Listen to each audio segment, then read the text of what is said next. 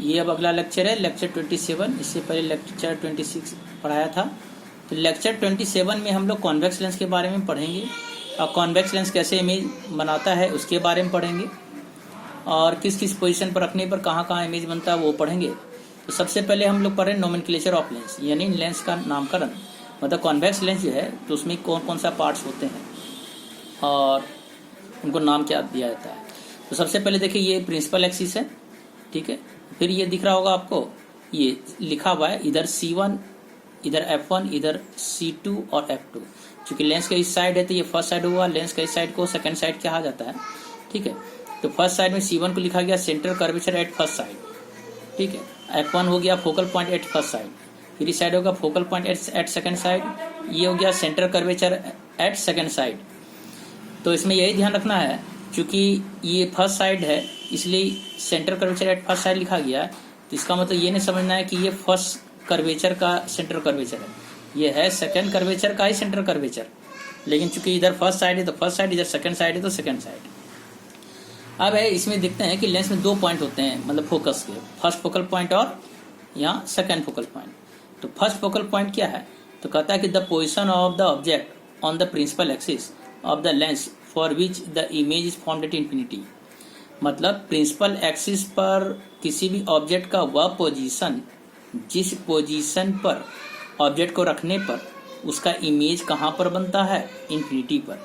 जैसे convex lens से मैंने यहाँ पॉइंट ऑब्जेक्ट रख दिया, इसे लाइट टकराने के बाद लाइट पैरेलल चला गया। पैरेलल तभी जाएगा जब इमेज कहाँ बन रहा होगा, इंफिनिटी। मतलब मैंने ऑब्जेक्ट रखा, लाइट पैरेलल हो गया, तो हम कह देंगे इस पॉइंट को क्या, फर्स्ट फोकल पॉइंट। तो चूंकि मुझे पता है कि अगर लाइट पैरेलल है तो वो इन्फिनिटी मिलता है, तो इसका मतलब इमेज इन्फिनिटी बन रहा है। तो यानी प्रिंसिपल एक्सिस पर वह पोजीशन जिस पोजीशन पर ऑब्जेक्ट को रखने पर इमेज इन्फिनिटी बने, उस पॉइंट को क्या कहा जाता है, फर्स्ट फोकल पॉइंट। या देहाती भाषा में ऐसा कह सकते हैं कि वह पॉइंट जिस पॉइंट से लाइट इंसिडेंट होने पर पैरेलल हो जाए, उस पॉइंट को फर्स्ट फोकल पॉइंट कहेंगे। फिर कॉन्केव लेंस में क्या है कि लाइट जब कन्वर्ट करके आ रहा है तो लाइट पैरेलल हो जा रहा है, तो पैरेलल हो जा रहा है तो इमेज इन्फिनिटी बन रहा है, और कन्वर्ट करता हुआ लाइट कहाँ पर मिलता महसूस हो रहा है, F1 पॉइंट पर। तो मतलब ये वर्चुअल ऑब्जेक्ट, चूंकि एक होता है रियल ऑब्जेक्ट, वर्चुअल ऑब्जेक्ट। तो मैंने बताया था कि रियल में जहाँ पर ऑब्जेक्ट रहता है रियल ऑब्जेक्ट, जहाँ पर ऑब्जेक्ट महसूस होता है उसे वर्चुअल ऑब्जेक्ट। खैर ये तो मैंने पहले ही बताया है, तो अब मैं इससे आगे चलता हूँ। तो मतलब लाइट कन्वर्ट करके इस पॉइंट पर मिलता महसूस हो रहा है, तो ये हो गया आपका फर्स्ट फोकल पॉइंट, क्योंकि लाइट टकराने के बाद पैरेलल हो जा रहा है। सीधा देहाती भाषा ध्यान रखना है कि लाइट इंसिडेंट होने पर अगर पैरेलल हो जा रहा है, जिस पॉइंट पर या तो मिल जा रहा है, जिस पॉइंट पर से या तो लाइट निकल रहा है, या जिस पॉइंट पर से लाइट निकलता है वो महसूस हो रहा है, तो उस पॉइंट को फर्स्ट फोकल पॉइंट कहेंगे। कॉन्वेक्स लेंस में ये ध्यान रखना है कि ये मीडियम का रिफ्रैक्टिव इंडेक्स होता है म्यू, जिस मीडियम में लेंस रखा हुआ है, ये लेंस का रिफ्रैक्टिव इंडेक्स। जब लेंस का रिफ्रैक्टिव इंडेक्स मीडियम से ज्यादा रहेगा तो कॉन्वेक्स लेंस में फर्स्ट साइड फोकल पॉइंट होगा, कॉन्केव लेंस में second side first focal point होगा। लेकिन यदि पलटी मार जाए, यानी लेंस का रिफ्रैक्टिव इंडेक्स कम हो जाए और मीडियम का ही रिफ्रैक्टिव इंडेक्स ज्यादा हो जाए, यानी मीडियम का रिफ्रैक्टिव इंडेक्स ज्यादा हो जाए, लेंस का कम हो जाए, यहाँ क्या देख रहे हैं, लाइट कन्वर्ट करके आ रहा है, पैरेलल हो रहा है, तो कॉन्वेक्स लेंस में तब second side first focal point है, और कॉन्केव लेंस में देख रहे हैं कि लाइट टकराने के बाद पैरेलल हो रहा है, तो कॉन्केव लेंस में फर्स्ट साइड जो है फर्स्ट फोकल पॉइंट है। इसका मतलब there is no matter which type of lens, it depends upon relative refractive index. मतलब फर्स्ट फोकल पॉइंट की लेंस किस साइड होगा किस साइड होगा, ये डिसाइड लेंस नहीं करता है, बल्कि ये डिसाइड करता है कि लेंस का रिफ्रैक्टिव इंडेक्स मीडियम के रिस्पेक्ट में क्या है। यानी कॉन्वेक्स लेंस में भी देख रहे हैं कि मीडियम चेंज, मतलब कि मीडियम का रिफ्रैक्टिव इंडेक्स कम होने से फर्स्ट साइड फोकल पॉइंट है, और मीडियम का रिफ्रैक्टिव इंडेक्स ज्यादा होने से second side first focal point है। तो जनरली हम लोग फर्स्ट केस वाला ही पढ़ते हैं कि जब लेंस का रिफ्रैक्टिव इंडेक्स मीडियम से ज्यादा है, इसलिए लेंस में कॉन्वेक्स लेंस में कहते हैं फर्स्ट साइड फोकल पॉइंट होता है, और कॉन्केव लेंस में दूसरे साइड फर्स्ट फोकल पॉइंट होता है। अब उसके बाद आए second focal point. Second focal point का डिफिनेशन क्या बोला गया है, तो कहा गया second focal point is a point on the principal axis where all light ray meet or appear to meet at a point after refraction। मतलब कहने का मतलब डिफिनेशन ये कह रहा है, यहाँ देखें कि सेकंड फोकल पॉइंट वह पॉइंट है प्रिंसिपल एक्सिस पर जहाँ पर जो है ऑल लाइट क्या होगा, रे मीट मिलेगा या मिलता महसूस होगा किसी पॉइंट पर रिफ्रैक्शन के बाद। मतलब सीधा जानिए, जैसे लाइट पैरेलल आ रहा है, पैरेलल आके कन्वर्ट करके जिस पॉइंट पर मिलता है वो महसूस हो रहा है, या जिस पॉइंट पर मिल रहा है उस पॉइंट को सेकंड फोकल पॉइंट कहेंगे। तो कॉन्वेक्स लेंस में देख रहे हैं लाइट पैरेलल आ रहा है, कन्वर्ट करके इस पॉइंट पर मिल रहा है, ये सेकंड फोकल पॉइंट हुआ। कॉन्केव लेंस में लाइट पैरेलल आ रहा है, डाइवर्ज कर गया, पीछे बढ़ाए तो इस पॉइंट पे मिलता महसूस हो रहा है, इसलिए ये हुआ सेकंड फोकल पॉइंट। यहाँ ये कंडीशन तब दिखाएं जब लेंस का रिफ्रैक्टिव इंडेक्स मीडियम से ज़्यादा है, लेकिन जब अगर मीडियम का रिफ्रैक्टिव इंडेक्स लेंस से ज़्यादा होगा तो लाइट पैरेलल होकर डाइवर्ज हो रहा है कॉन्वेक्स लेंस में, तो फर्स्ट साइड हो गया सेकंड फोकल पॉइंट, और कॉन्केव लेंस में देख ले लाइट पैरेलल आके कन्वर्ज हो रहा है तो second side first focal point. तो सेकंड फोकल पॉइंट के लिए भी वही बात है कि ये मैटर नहीं करता कि लेंस किस तरह का, ये मैटर करता है कि रिलेटिव रिफ्रैक्टिव इंडेक्स क्या है, मतलब लेंस का रिफ्रैक्टिव इंडेक्स मीडियम के रिस्पेक्ट में क्या है। अब ये focal point in spherical refracting surface, ये एक थोड़ा एक्स्ट्रा है लेकिन इससे भी कभी कभी आते हैं सवाल, इसलिए मैं ये बता दे रहा हूँ न्यूमेरिकल पर्पस। तो अब इसको ऐसे समझिए, ये स्फेरिकल सरफेस है, ठीक है, और ये ऑब्जेक्ट है, इस ऑब्जेक्ट से लाइट इंसिडेंट हुआ, लाइट पैरेलल हो गया, ये एक सरफेस है, तो इधर फर्स्ट रिफ्रैक्टिंग सरफेस, इधर सेकंड रिफ्रैक्टिंग सरफेस, ठीक है। और यहाँ देखिए इमेज इन्फिनिटी बना है, तो इमेज क्या हो गया, इन्फिनिटी पर है, और ये पोल होता है स्फेरिकल सरफेस का, पोल से ऑब्जेक्ट के बीच की दूरी को यू, तो यू कितने यू जो लिए मैं F1 लिखा हूँ, क्यों, क्योंकि वह पॉइंट जिस पॉइंट से लाइट टकराने के बाद पैरेलल हो जा रहा है तो उस पॉइंट को फर्स्ट फोकल पॉइंट कहा जाता है। तो पोल से ऑब्जेक्ट के बीच की दूरी ये जो है ये F1 फर्स्ट फोकल पॉइंट। तो मैंने ये सिंगल रिफ्लेक्टिंग सरफेस का फॉर्मूला बताया था, μ2/b minus μ1/u is equal to μ2 minus μ1/r। तो μ2/b इमेज कहाँ बन रहा है, इन्फिनिटी पर, तो b की इन्फिनिटी लिख देंगे। μ1/u क्या है, u F1 है, F1 लिख देंगे। तो वही चीज़ मैंने यहाँ लिखा है कि μ2/∞ minus μ1/u is equal to μ2 minus μ1/r। तो ये तो इन्फिनिटी किसी को भाग देंगे तो वो 0 हो जाएगा, और u को मैंने F1 लिखा तो माइनस μ1/F1। फिर इसको अरेंज करके मैंने लिखा तो F1 इज इक्वल टू लिखा माइनस μ1r/μ2 माइनस μ1। तो ये फर्स्ट फोकल पॉइंट का फॉर्मूला हो गया सिंगल रिफ्रैक्टिंग सरफेस के द्वारा। अब इधर की अगर लाइट पैरेलल आ रहा है, पैरेलल आके कन्वर्ज करके जिस पॉइंट पे मिल रहा है तो वो कहलाता है सेकंड फोकल पॉइंट। तो लाइट अगर पैरेलल आ रहा है तो ऑब्जेक्ट इन्फिनिटी पर है, सेम साइड इसलिए माइनस इन्फिनिटी, और जिस पॉइंट पे मिल रहा है वो सेकंड फोकल पॉइंट। तो पोल से जो सेकंड फोकल पॉइंट है तो यहाँ कन्वर्ज करके यहाँ मिल रहा है तो यहाँ इमेज बन रहा है, इसलिए पोल से यहाँ के बीच की दूरी भी हो गई तो भी F2 है। अब वही सिंगल रिफ्रैक्टिंग सरफेस के फॉर्मूला में बैठा देंगे μ2/b minus μ1/u is equal to μ2 minus μ1/r।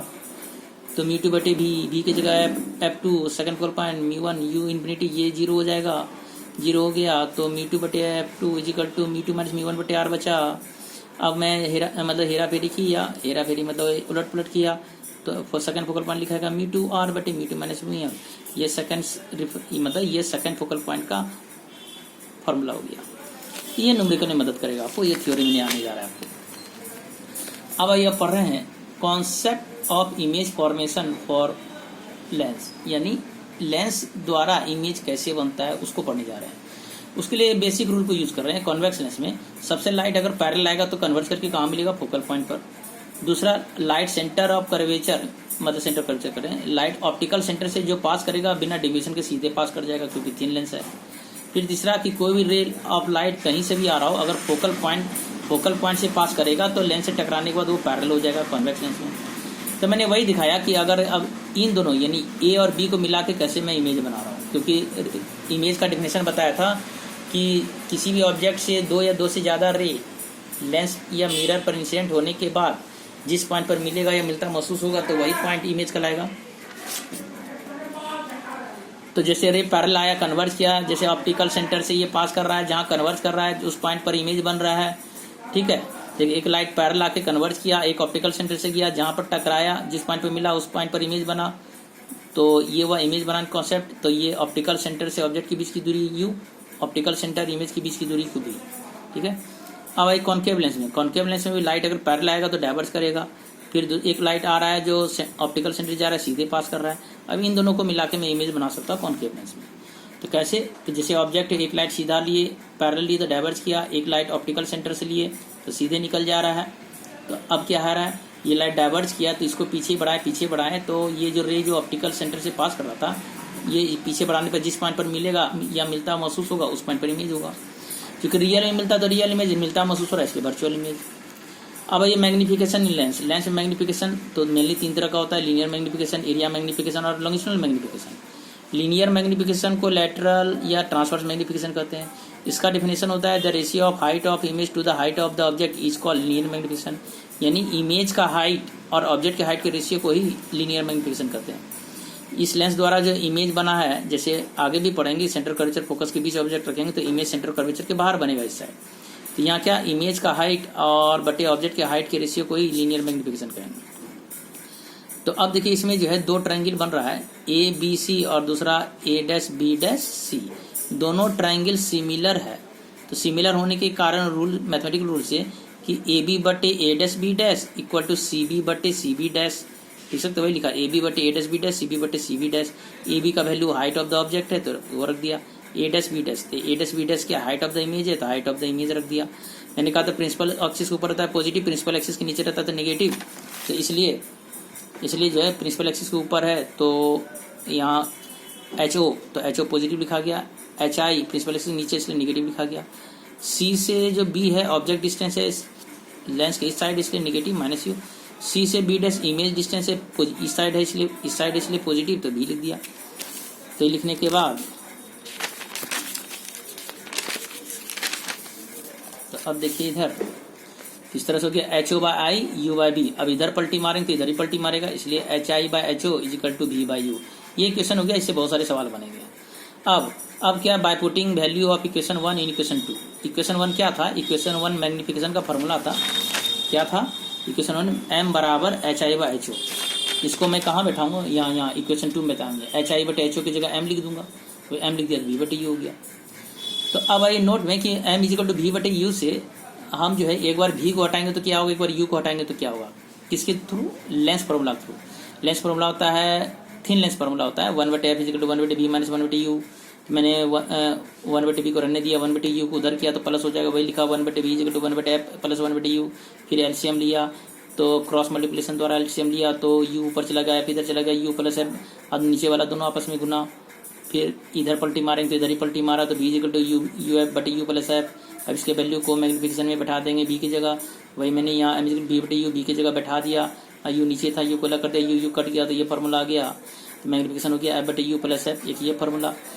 दूसरा वही तीन लेंस फार्मूला से 1 बटे एफ इज इक्वल टू 1 बटे बी माइनस 1 बटे यू है, तो मैं क्या करूंगा 1 बटे यू को उधर कर दूंगा, 1 बटे एफ को इधर कर दूंगा तो 1 बटे यू हो जाएगा, 1 बटे बी माइनस 1 बटे एफ हो जाएगा। फिर क्रॉस मल्टीप्लिकेशन कराएंगे तो एफ माइनस बी बटे एफ बी हो जाएगा, तो 1 बटे यू का वैल्यू आ गया। तो ये मैग्निफिकेशन में फिर बी बटे यू होता है, बी इंटू 1 बटे यू लिख सकते हैं, 1 बटे यू की जगह ये वाला वैल्यू बैठा देंगे, मैंने बैठाया तो बी कट गया, मैग्निफिकेशन है एफ माइनस बी बटे एफ। एक ये दो फार्मूला है जो न्यूमेरिकल में आपको काम आएंगे। अब आइए different case in convex lens. मतलब different case in convex lens का मतलब हो गया कि कॉन्वेक्स लेंस के सामने मैं अलग अलग पॉइंट पर ऑब्जेक्ट रखूं तो इसका इमेज कहाँ बनेगा। तो पहले मैंने लिखा कि when object placed at infinity और at very large distance then image will formed at focal point on the other side of the lens. मैंने कहा जब कॉन्वेक्स लेंस से बहुत लार्ज डिस्टेंस पर ऑब्जेक्ट को रखेंगे या इंफिनिटी पर रखेंगे तो इमेज हमेशा फोकल पॉइंट बनेगा। तो मैंने इसके लिए डायग्राम बनाया कि मैंने क्या किया, बहुत दूर ऑब्जेक्ट है तो एक रे सीधा लाया ऑप्टिकल सेंटर से पास कराया, एक रे लाया और एक रे लाया दूसरा पैरेलल कन्वर्स करके दोनों जिस पॉइंट पे मिला उस पॉइंट पे इमेज बना हुआ, तो वह दूरी क्या होगा, फोकल लेंथ की दूरी होगी।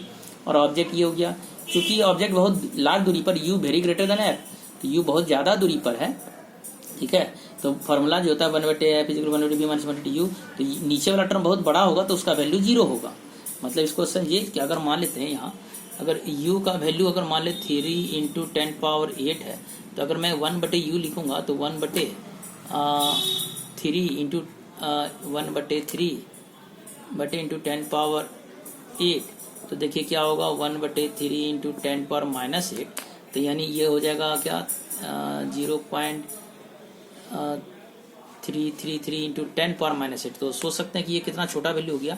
अगर माइनस 8 को अगर मैं यहाँ एडजस्ट करूँ तो 0.0000003 मतलब 1 से बहुत छोटा हो जाएगा, मतलब बहुत छोटा। तो मैंने इसलिए यहाँ पर जो है इसलिए जो यहाँ पर चूंकि u का वैल्यू बहुत बड़ा है, तो u का वैल्यू बहुत बड़ा है तो ये वैल्यू अप्रॉक्स टू 0 हो जाएगा। 0 हो गया तो हो गया 1 बटे एफ इजिकल टू 1 बटे B B equal to F. इसलिए अगर ऑब्जेक्ट डिस्टेंस बहुत लार्ज डिस्टेंस हो, मतलब u बहुत बड़ा हो फोकल लेंथ से, तो इमेज हमेशा फोकस बनेगा, ये ध्यान रखना। अगर मैग्निफिकेशन होता है v बाई यू, तो b की जगह प्लस एफ है, u की जगह माइनस यू, क्योंकि ऑब्जेक्ट सेम साइड है। तो मेरा आ गया मैग्निफिकेशन माइनस एफ बटे यू, चूंकि f बहुत छोटा है, u बहुत बड़ा है, नीचे वाला टर्म बहुत बड़ा रहेगा, तो मैग्निफिकेशन का वैल्यू 1 से बहुत छोटा आएगा, क्योंकि u बहुत बड़ा है f से, m वेरी लेस देन 1, कौन 1 माइनस 1। तो माइनस 1 करने का मतलब ये हो गया, तो मतलब इसका मतलब क्या हो गया सर, इसका मतलब ये हो गया कि इमेज जो है इन्वर्टेड होगा, क्योंकि मैग्निफिकेशन, क्योंकि इतना आपको पता है कि अगर मैग्निफिकेशन का साइन प्लस हो जाता है तो मतलब कि इमेज सीधा बनेगा, अगर मैग्निफिकेशन का साइन निगेटिव आ जाता है तो इमेज कैसा बनेगा, उल्टा बनेगा। तो चूंकि माइनस है तो इसलिए इमेज इन्वर्टेड बनेगा, और चूंकि रियल मिला रिफ्रैक्शन के बाद रियल में लाइट मिला इसलिए रियल इमेज, और चूंकि m का वैल्यू 1 से बहुत छोटा है इसलिए साइज जो इमेज का बनेगा डिमिनिश्ड इन साइज बनेगा।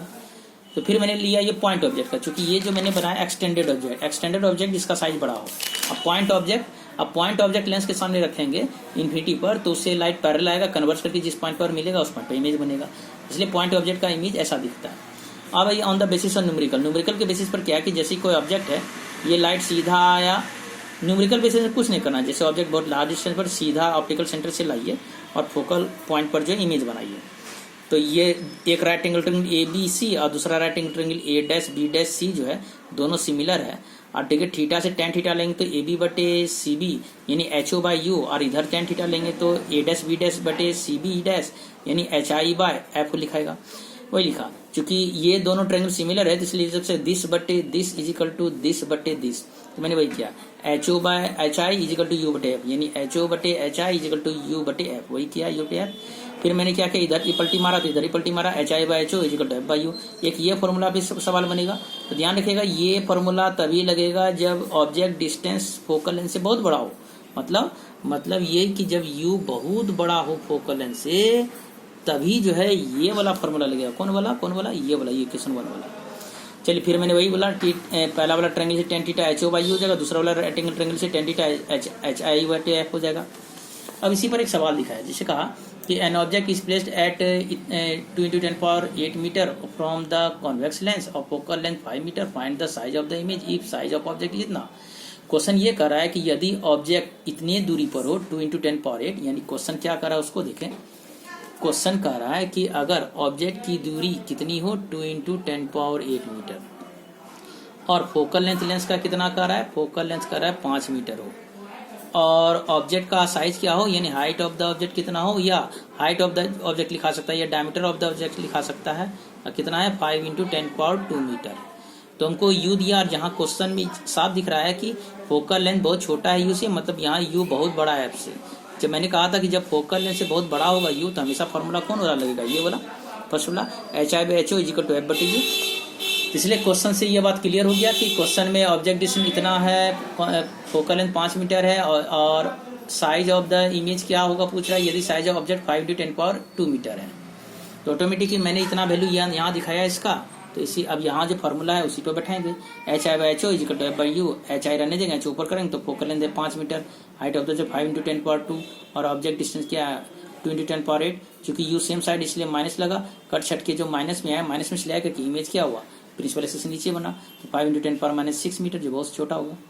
अब एक और क्वेश्चन है, जैसे क्वेश्चन है कि ए जायंट रिफ्रैक्टिंग टेलीस्कोप बहुत बड़ा, मतलब कि बहुत दूर दूर के ऑब्जेक्ट को देखने के लिए, और मतलब कि इन्फिनिटी पर ऑब्जेक्ट उसको देखने के लिए यूज किया जाता है रिफ्रैक्टिंग टेलीस्कोप, जो पढ़िएगा आगे। A giant refracting telescope use to view the moon, what is the diameter of the image formed by the objective lens. तो इसके लिए क्या है कि जब आप ये टेलीस्कोप पढ़िएगा तो आप पढ़िएगा कि टेलीस्कोप में 2 तरह का लेंस होता है, एक होता है ऑब्जेक्टिव जो ऑब्जेक्ट के सामने होता है ऑब्जेक्टिव, और एक पढ़िएगा आई पीस जो आँख के सामने, इधर आपकी आंखें होती हैं जो देख रहे हैं, दैट द आई पीस, ठीक है। तो हमको ऑब्जेक्टिव से मतलब है कि ऑब्जेक्टिव से बहुत लार्ज डिस्टेंस पर ऑब्जेक्ट रखा हुआ है, तो मैं क्या करूँगा, वही ऑप्टिकल सेंटर से यहाँ चले जाते हुए यहाँ पर इमेज बनाऊंगा।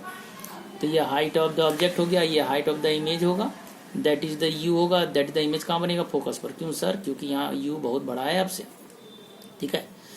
तो यहाँ जो क्वेश्चन में कह रहा है एक giant refracting telescope use to view the moon को देखने के लिए यूज किया रहा है, what is the diameter of the image formed by the objective lens, यानी ऑब्जेक्टिव लेंस द्वारा जो है मून का इमेज जो बनेगा उसका साइज क्या होगा। जहाँ का focal length of the objective lens दिया है 15 मीटर, डायमीटर मून का दिया हुआ है 3.48 × 10⁻6 मीटर, और radius of the lunar orbit इतना दिया हुआ है। अब यहाँ एक प्रश्न हुआ सर कि डायमीटर ऑफ द मून देने का मतलब क्या हुआ, वो ऑब्जेक्ट डिस्टेंस हुआ। जैसे यहाँ जो लेंस है पृथ्वी पर, ये मून जो है, तो मून अपने ऑर्बिट में घूम रहा है, तो ऑर्बिट का जो रेडियस होगा वही लूनर ऑर्बिट कहलाता है, तो लूनर मतलब मून होता है, तो वही हुआ यू हो गया lunar orbit radius 3.8 × 10⁸, focal length 15 meter दिया इस लेंस का, और डायमीटर ऑफ द मून दिया हुआ इतना। तो अब मैं क्या करूँ, इसके लिए अलग डायग्राम बना रहा हूँ। ये ऑब्जेक्टिव हो गया, ये ऑब्जेक्ट डिस्टेंस हो गया, ये इमेज डिस्टेंस, ये मतलब ये ऑब्जेक्ट हो गया, इमेज हो गया, तो ये ऑप्टिकल सेंटर है, तो that is the optical center C. तो अब यू हो गया, ये एफ है, चूंकि यू बहुत बड़ा एफ से तो वही लगेगा दिस बटे this is equal to this बटे दिस, मतलब डायमीटर ऑफ ऑब्जेक्ट बटे diameter of image is equal to object distance बटे इमेज डिस्टेंस। ठीक है, तो ऑब्जेक्ट का साइज हो गया डी ओ और इमेज का साइज हो गया डी आई। ठीक है, और यू हो गया ऑब्जेक्ट डिस्टेंस, एफ हो गया फोकल लेंथ। तो मैंने क्या किया कि इधर पलटी मारेंगे तो इधर भी पलटी मारेगा, वही है, इधर पलटी मारेंगे तो इधर ही पलटी मारेगा, तो वही है डी आई बटे D O is equal to F बटे यू। तो डी ओ को ऊपर किया तो D I is equal to D O बटे डी ओ इंटू एफ बटे यू। तो डी ओ का वैल्यू बैठाया, फोकल लेंथ का वैल्यू बैठाया, ऑब्जेक्ट का वैल्यू बैठाया, और इस तरह से मैंने वैल्यू बैठाकर डायमीटर ऑफ इमेज निकाला। ठीक हो गया। अब लास्ट क्वेश्चन देखते हैं। कहता है एक कॉन्वेक्स लेंस जिसका फोकल लेंथ 2 मीटर है यूज किया गया 100 मीटर टॉल टावर को देखने के लिए जो 3 किलोमीटर दूरी पर है लेंस से। तो बताइए हाइट क्या होगा इस टावर का जो लेंस द्वारा बनाया जाएगा। तो ये लेंस है, तो इस लेंस से जो ऑब्जेक्ट की दूरी है 3 किलोमीटर। यू का वैल्यू कितना दिया हुआ है, तो क्वेश्चन में जो है, इस क्वेश्चन में यू का जो वैल्यू कितना दिया हुआ है 3 किलोमीटर। ठीक है, और क्या करा, हाइट ऑफ द टावर कितना दे रहा है 100 मीटर। ठीक है, फोकल लेंथ भी लेंस दिया हुआ है कितना 2 मीटर। तो हमको क्या बोल रहा है हाइट ऑफ द टावर यानी हाइट ऑफ द इमेज। तो वही बात है, चूंकि यहाँ यू बहुत बड़ा एफ से तो लगेगा एच ओ बटे यू लिख सकता है, एच ओ बटे U is equal to H I by F. वही फॉर्मूला, यू बहुत बड़ा है तो मैंने बताया था। तो टेन थीटा इसका टेन थीटा दोनों इक्वल, इसलिए मैं लिख सकता हूँ H O by U is equal to H I by F. वही H O by U is equal to H I by F. हमको एच आई चाहिए तो फोकस को ऊपर कर देंगे, एच आई हो गया H O F, H O into F बटे यू।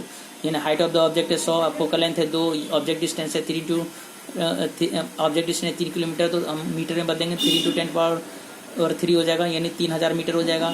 काट छाट के जो हाइट ऑफ द इमेज ये निकला। ठीक है, इस तरह से मैंने ये बताया। तो और मैंने एक चीज़ और जो मैंने बताया कि 3 तरह का जो मैग्निफिकेशन होता है, linear magnification, area magnification, longitudinal magnification. Area magnification में मैं यही बता दूं कि यहाँ पर यहीं पर बताता जो पहले बताया, एरिया मैग्निफिकेशन होता है area magnification area of image बटे एरिया ऑफ ऑब्जेक्ट। और लॉन्गिट्यूडिनल मैग्निफिकेशन क्या होता है सर, लॉन्गिट्यूडिनल मैग्निफिकेशन होता है लेंथ ऑफ इमेज बटे लेंथ ऑफ ऑब्जेक्ट। मतलब यही समझिए कि अगर ये लेंस है आपका, अगर ये क्या है आपका, अगर ये आपका लेंस है तो ये जो ऑब्जेक्ट है मतलब एरिया ऑफ ऑब्जेक्ट है, इसका इमेज इधर बनेगा एरिया ऑफ इमेज। तो एरिया ऑफ इमेज बटे एरिया ऑफ ऑब्जेक्ट को एरिया मैग्निफिकेशन। और लॉन्गिट्यूडिनल वाले में यही समझिए कि जैसे ये लेंस है आपका, ठीक है, अगर मान लेते हैं कि इधर ऑब्जेक्ट है uniform length of the object है, और जो जितना आगे रहेगा उसका और उल्टा पीछे बनेगा। मतलब अगर ये ए और बी है तो जो जितना पीछे रहेगा उसका आगे बनेगा। मतलब जितना आगे जाते जाएंगे तो वो आगे जाएगा, जो पीछे रहेगा उसका पीछे ही रहेगा। तो मतलब कि इस तरह से हम लोग कर सकते हैं ऐसा, क्योंकि जो जितना आगे